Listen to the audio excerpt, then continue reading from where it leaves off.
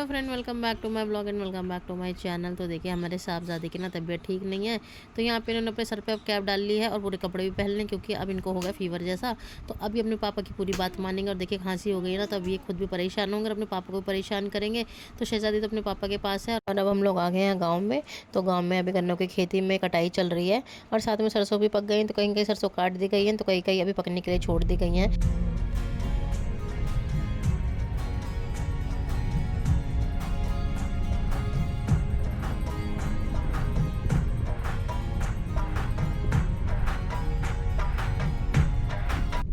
Friends, हम आ गए हैं ट्यूबवेल पे और यहाँ का पानी कितना बढ़िया लगता है और सारे पानी इसके सामने फेल है। तो यहाँ पे हम तीनों ने आराम से पानी पिया और उसके बाद चल दी खेतों की तरफ।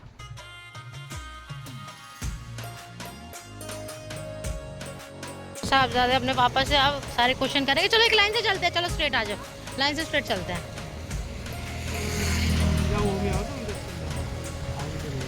तो ये देखिए फ्रेंड्स, गांव की हरियाली। तो फाइनली इतने दिन के बाद करते करते हम लोग आ गए हैं गांव। और देखिए बीच बीच में ये चारे की घास है, बीच बीच में यहाँ भांग भी लगा हुआ है और यहाँ पे कहीं कहीं देखिए बथुआ भी लगा हुआ है।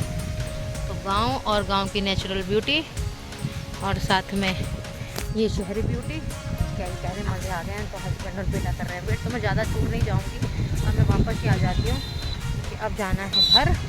वहाँ जाके हम करेंगे और मस्ती। और ये रहे तीनों के तीनों। तो आप लोग खुद ही देख लीजिए, अभी कहीं कहीं ना गन्ने की कटाई भी चल रही है और बीच में ये है चारे की घास और साथ में ना कहीं कहीं देखिए सरसों अभी भी पक रही हैं और कहीं कहीं सरसों इतनी ज़्यादा पक गई कि उनकी कटाई करके बस अब उनका तेल निकालना है। तो सब अपने अपने हिसाब से जो है सरसों को काटेंगे। तो देखिए अभी यहाँ पे सरसों ऑलमोस्ट पक चुकी है।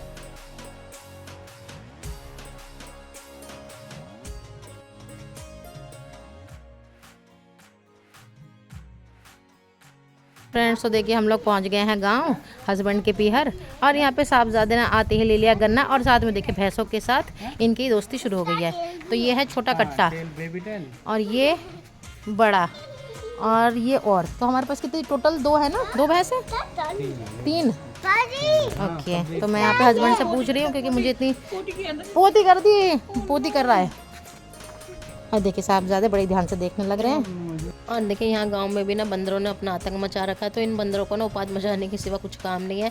तो इनको जहाँ भी इनके मतलब का सामान मिलता है ये वहीं पहुँच जाते हैं। और इधर ना यहाँ पे देखिए ये हारी का दूध। तो ये हारी का दूध ना मैंने बहुत पहले जब मैं बहुत छोटी थी ना तो तब मैंने पिया था और उसके बाद मैंने अब देखा है यहाँ पे हस्बैंड के घर में। और यहाँ पे साहबजादे आ गए शॉपिंग करने।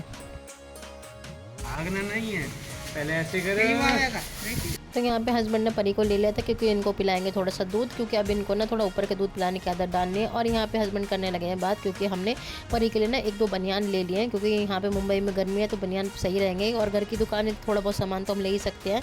तो यहाँ पे हस्बैंड यही बातें करने लगे हुए हैं और साथ में यहाँ पे शहजादी को दूध पिलाएंगे क्योंकि अब हम लोग कोशिश कर रहे हैं कि परी को मैं फीड तो करा रही हूँ, साथ में इसको थोड़ा ऊपर का दूध पिलाने की आदत डाली जाए। तो ये काम इनके पापा से अच्छा कोई नहीं कर सकता क्योंकि साहबजादे के टाइम पे भी इनके पापा ने ही ध्रुव को पिलाया था। और यहाँ पे अब परी की बारी आ गई तो परी को इनके पापा पिलाने की पूरी कोशिश कर रहे हैं। तो यहाँ पे देखिए फ्रेंड्स, हमारे साहबजादे को अब काम दिख गया क्योंकि ना यहाँ पे नीम के पेड़ के नीचे जो पत्ते गिरे हुए हैं उसको ही साफ़ करने की कोशिश कर रहे हैं। और हवा इतनी तेज़ चल रही थी पर यहाँ पे ना साहबजादे माने नहीं, तो इन्होंने सोचा कि अपनी ताई जी का काम थोड़ा आसान कर दे। तो यहाँ पे हमारे साहबजादे लगे हुए झाड़ू करने में। और यहाँ पे हमारे साहबजादे को देखिए अभी कच्चे बनियान में थे तो बड़ी मुश्किल से ना इनको मैंने पकड़ के स्वेटर पहनाया क्योंकि मुझे पता है इनको अगर एक बार बुखार चढ़ जाए तो बाद में बहुत दिक्कत होती है। तो साहबजादे ने बड़ी मुश्किल से इनको मैंने पकड़ के ना स्वेटर पहनाया, तब जाके इन्होंने स्वेटर पहना है। इसको दे दिया, आप ना दे अपनी बहन को, ये तो बहन से खींच लेगा इसको। तो फ्रेंड्स, क्या आपके बच्चे भी ऐसे करते हैं कि अपने छोटे भाई बहन के साथ? तो हमारे साहबजादे ने पता नहीं क्या जिद पकड़ रखी है, जब से बहन हुई है तो अपना कोई भी सामान नहीं लेंगे और अपनी बहन का सारे सामान छीनने लगते हैं। यहाँ पे हमारे साहबजादे के हाथ में जो ही होली वाले बलून है ना, तो ये अपनी बहन के साथ शेयर नहीं कर रहे थे। हम लोग यही कह रहे थे कि अपनी बहन के साथ थोड़ी देर शेयर कर लो, पर साहबजादे ने साफ इनकार कर दिया। तो हमारे लड़के का आजकल ऐसे ही बिहेवियर हो रखा है कि अपनी बहन के साथ कोई भी टॉय शेयर नहीं करता है और अपने टॉयज़ तो बिल्कुल भी शेयर करना पसंद नहीं करेगा। हमारे साहबजादे की तो आजकल कुछ ऐसी ही आदत चल रही है। तो हमने इसके बाद यहाँ पे हमारी भाभी जी ने लगा दिया था लंच। तो लंच में था कढ़ी और साथ में मिक्स वेजिटेबल। तो हमने अपना लंच किया और इधर बच्चों के लिए मैं ले आई थी गिफ्ट।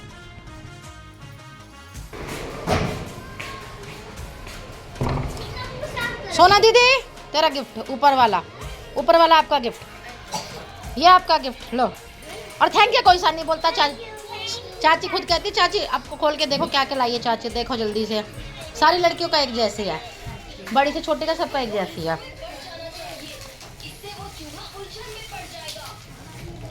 ये हैं बच्चे जो कायदे से खोलते हैं, मैंने गिफ्ट देखे हैं, नहीं तो बाकी सब ने एकदम मट्टी पलीत कर दी गिफ्ट की। खोल ले बेटा, खोल ले कोई ना।